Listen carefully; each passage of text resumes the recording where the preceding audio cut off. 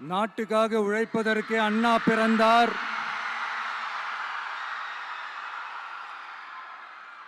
பொது நலத்தில் தானே நாள் முழுக்க கண்ணாய் இருந்தார்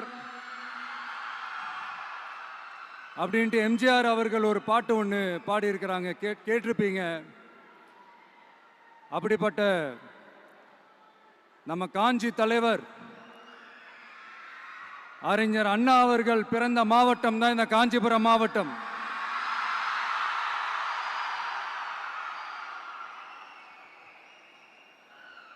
தன்னுடைய வழிகாட்டின்றதுனாலேயே தான் ஆரம்பிச்ச கட்சியினுடைய கொடியில அறிஞர் அண்ணா அவர்களை வச்சவர் எம்ஜிஆர்.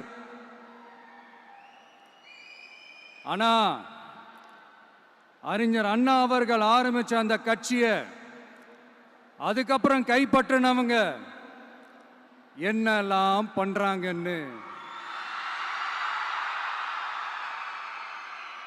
நான் சொல்லிதான் உங்களுக்கு தெரியணுமா என்ன? மக்களே, உங்களுக்கு தான் அது நல்லா தெரியுமே.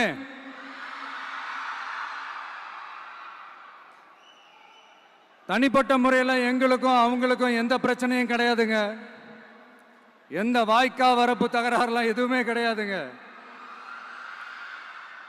அப்படியே இருந்தாலும் அது நம்ம கண்டுக்கவே போறது இல்லைங்க. தனிப்பட்ட முறையில் அவங்களுக்கு வேணா நம்ம மேல வன்மத்தோட இருக்கலாங்க. ஆனா நாமெல்லாம் அப்படி கிடையவே கிடையாதுங்க.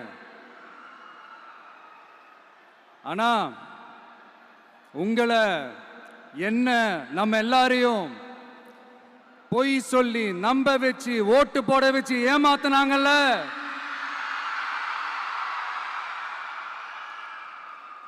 அப்படி ஏமாத்தி ஆட்சிக்கு வந்து நல்லது செய்யற மாதிரி நடிக்கிறாங்கல்ல, நாடகம் ஆடுறாங்கல்ல,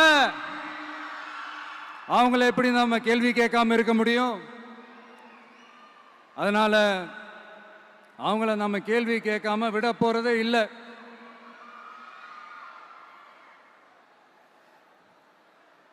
இதை ஏன் நான் காஞ்சிபுரம் மாவட்டத்தில் இருந்து நான் சொல்றேன்னா, தெரிஞ்சோ தெரியாமலோ இந்த மாவட்டத்துக்கும் நமக்கும் ஆட்டோமேட்டிக்காவே ஒரு கனெக்ஷன் ஒன்று ஏற்படுதுங்க.